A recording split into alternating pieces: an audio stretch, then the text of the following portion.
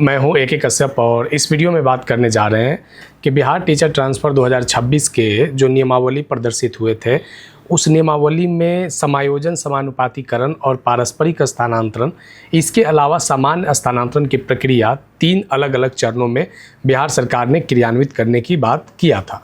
आज इस वीडियो में इस विषय पे बात करने जा रहे हैं कि आखिर कौन से ऐसे शिक्षक हैं जो स्थानांतरण प्रक्रिया जो 2 चरण समाप्त हो चुके हैं, जिसके आवेदन विभाग के द्वारा ले लिया गया है, खास करके ई शिक्षा कोष के पोर्टल के माध्यम से, जिसमें समायोजन, समानुपातीकरण और पारस्परिक स्थानांतरण की आवेदन लेने की प्रक्रिया पूर्ण हो चुका है। अब उसमें संबंधित विभागीय जो कार्य है अब वो बचा हुआ है और पदस्थापना आने वाले समय में उससे संबंधित जो विद्यालय जो चॉइस हुआ है समायोजन समानुपातीकरण में या पारस्परिक में जो म्यूचुअल पार्टनर के साथ जो ट्रांसफ़र होने की प्रक्रिया है, ये आपको आने वाले जो महीने हैं उसके मध्य तक सारी ये प्रक्रियाएं समाप्त हो जाएंगे।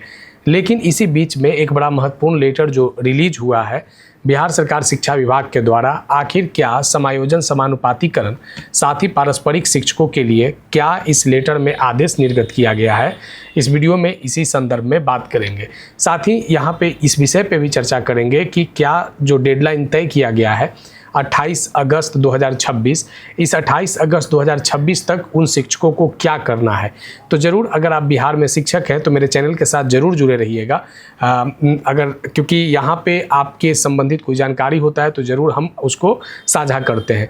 तो सब्सक्राइब नहीं किया तो सब्सक्राइब करके बेल आइकन को ज़रूर दबा के लाइक कर दीजिएगा और कोई सुझाव होगा तो आप कमेंट में लिखिएगा। देखिए, बिहार शिक्षक स्थानांतरण प्रक्रिया की जो नियमावली है इसमें समान स्थानांतरण प्रक्रिया जो सबसे अंतिम प्रक्रिया है उससे पहले बहुत सारे ऐसे चीज़ हैं जो आपको कर लेना है। लेकिन ये जो लेटर निकला है ये कोई खास करके समान स्थानांतरण प्रक्रिया के संदर्भ में नहीं है, लेकिन आने वाले समय में जो बिहार सरकार स्थानांतरण जो शुरुआत करने जा रहा है तो उस शुरुआती स्थानांतरण में कुछ जो टेक्निकल इशू है, खास करके टेक्निकल इशू शिक्षकों का ई शिक्षा कोष से जुड़ा हुआ है। तो समझेंगे यहाँ पे कि कौन कौन से शिक्षकों को क्या करना है। अब इसमें देखिए, जो भी बिहार में शिक्षक हैं, चाहे वो जिला संवर्ग के हो, विशिष्ट हो या BPSC 1, 2 या 3 के हो, सभी लोगों के लिए है। खास करके ये उन लोगों के लिए है जो समायोजन समानुपातीकरण का भाग बने हैं। अब देखिए, जो लेटर रिलीज हुआ था उस लेटर में क्या बात को मेंशन किया गया है जरा समझेंगे। देखिए, ये लेटर जो रिलीज हुआ है इस लेटर में महत्वपूर्ण रूप से इन तथ्यों को शामिल किया गया है कि जो बिहार राज्य शिक्षक स्थानांतरण नियमावली 2026 के तहत जो सरप्लस शिक्षक के समायोजन समानुपातीकरण की प्रक्रिया के क्रम में कतिपय शिक्षकों के प्रोफाइल अद्यतन नहीं होने संबंधी सूचना दी जा रही है। यानी यहाँ पे इस बात से क्लियर है कि जो म्यूचुअल स्थानांतरण जिन लोगों का आवेदन ले लिया गया है उन लोगों के संदर्भ में इस लेटर में कोई जिक्र नहीं है कि उन लोगों को भी क्या करना है, क्योंकि म्यूचुअल स्थानांतरण वाले के प्रोफाइल संबंधित किसी भी यहाँ पे बात को इस पत्र में साझा नहीं किया गया है। मुख्यतः जो फोकस किया गया है ये सरप्लस शिक्षक जिनका प्रोफाइल अपडेट अभी तक नहीं हो पाया है, ऐसा सूचना विभाग को मिल रहा है। विभाग ने इस लेटर में ये अंकित किया कि 29/5/2026 को शिक्षकों को प्रोफाइल अपडेट करने को लेकर बिहार सरकार का एक शिक्षा विभाग का एक पत्र निर्देशित हुआ था। उसके बावजूद भी जो शिक्षक हैं उन लोगों को मौका दिया गया था, लेकिन वे लोग अपने प्रोफाइल को अपडेट नहीं किए हैं, जिसके कारण से अब जो डेटा है समायोजन समानुपातीकरण का उसको थोड़ा सा करने में हो सकता है विभाग को कठिनाई का सामना करना पड़ रहा होगा। अब इसी संदर्भ में एक जो लेटर आया कि पुनः एक अवसर शिक्षकों को दिया जा रहा है। अब देखिए, अगर आप समायोजन में हैं, समानुपातीकरण में हैं, तो आपके लिए ये अंतिम अवसर है इस स्थानांतरण प्रक्रिया से पहले। तो यहाँ पे आपको करना क्या है जरा समझिएगा कि यदि किसी शिक्षक का प्रोफाइल में पहला पॉइंट जो पंजीकरण होता है वे आप अपडेट कर सकते हैं। पदस्थापना का विवरण जो है, व्यक्तिगत सूचना में अगर कोई त्रुटि है तो संबंधित शिक्षक DPO स्थापना को लिखित आवेदन समर्पित करेंगे, जिसके आधार पर जिला कार्यक्रम पदाधिकारी यानी DPO के द्वारा सत्यापन के उपरांत उसे अपडेट कर दिया जाएगा। ये बड़ा महत्वपूर्ण रूप से है कि पंजीकरण, पदस्थापना का विवरण या जो व्यक्तिगत सूचना है।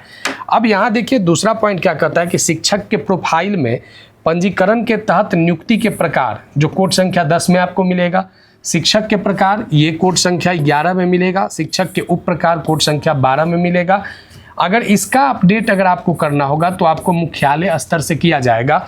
तो अब यहाँ से इस चीज़ को ज़रा समझना है, दो बात को, अगर आप पंजीकरण, पदस्थापना विवरण और व्यक्तिगत सूचना अगर आपका अपडेट नहीं है तो आप संबंधित जिला शिक्षा पदाधिकारी के कार्यालय में जो डीपीओ जहां पे होते हैं उनसे आवेदन दे के आप अपडेट करवा सकते हैं। लेकिन अगर नियुक्ति के प्रकार में अगर किसी तरीके का दिक्कत आपका अपडेट नहीं आ रहा है, शिक्षक के प्रकार या शिक्षक के उप प्रकार में अगर अपडेट नहीं आ रहा है तो आपको मुख्यालय आना होगा, यानी आपको शिक्षा विभाग से संबंधित जो सचिवालय है वहाँ से आपको ये डेटा को करेक्ट करवाने होंगे, क्योंकि यहाँ पे बात साफ लिख दिया गया है कि अपडेट मुख्यालय स्तर से किया जाएगा। इसके लिए आवश्यक है। अब देखिए, ये सभी शिक्षकों के लिए नहीं है, इस बात को भी ध्यान रखना है। ये सरप्लस वाले में जो समायोजन और समानुपातीकरण में जिन लोगों का अपडेट से संबंधित डेटा जो है नहीं हुआ है, केवल उन्हीं लोगों के लिए। अब बात निकल कर आती है कि क्या इस पत्र में और कुछ दिशा निर्देश है क्या? तो देखिए यहाँ पे लिखता है यहाँ पे कि ऐसे शिक्षक जिन्होंने समायोजन, समानुपातीकरण एवं पारस्परिक स्थानांतरण हेतु ऑनलाइन आवेदन दिया है उनके प्रोफाइल में तत्संबंधित कोई परिवर्तन नहीं होगा।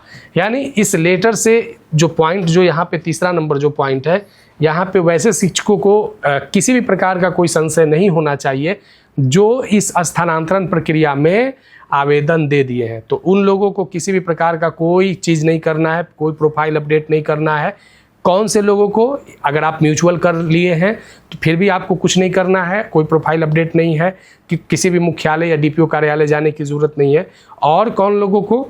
और जो समायोजन समानुपातीकरण में जो लोग आवेदन दे दिए हैं, यानी स्थानांतरण में जिन लोगों ने आवेदन किया था, क्योंकि समायोजन समानुपातीकरण ऐच्छिक था, कुछ लोग किए कुछ लोग नहीं किए। अब जो लोग कर लिए हैं उन लोगों का किसी भी प्रकार का कोई प्रोफाइल अपडेट नहीं होगा। ये बड़ा महत्वपूर्ण रूप से ये पत्र जो है विभाग के द्वारा निर्गत हुआ है। अब ये बात निकल कर आता है कि क्या समायोजन, समानुपातीकरण और म्यूचुअल स्थानांतरण वाले का अपडेट अगर होगा तो कब से होगा? तो इन लोगों के लिए इस बात को मेंशन किया कि जब स्थानांतरण प्रक्रिया पूर्ण हो जाएगी तो इन शिक्षकों का प्रोफाइल को क्या कर दिया जाएगा? अपडेट कर दिया जाएगा। तो बिहार सरकार शिक्षा विभाग में खास करके सरप्लस शिक्षक जो लोग आवेदन नहीं किए थे, अगर प्रोफाइल अपडेट में अगर किसी प्रकार की कोई त्रुटि है या किसी प्रकार का अपडेशन में अगर किसी तरीके का कोई ब्यौरा जो है जहाँ पे आपको एरर दिख रहा है, तो वैसे शिक्षक, संबंधित शिक्षक जिला मुख्यालय में संपर्क करके अपने अपडेटेशन को करवा सकते हैं, अद्यतीकरण को करवा सकते हैं। और जिन लोगों का आवेदन हो चुका है समायोजन में या पारस्परिक में, उन लोगों को किसी प्रकार का अपडेट करने की ज़रूरत नहीं है। बिहार में अगर आप शिक्षक हैं तो और स्थानांतरण प्रक्रिया से संबंधित बातों से अगर रिलेटेड है तो ज़रूर मेरे चैनल के साथ जुड़े रहिएगा। आगे मिलेंगे नेक्स्ट वीडियो नेक्स्ट टॉपिक में। धन्यवाद।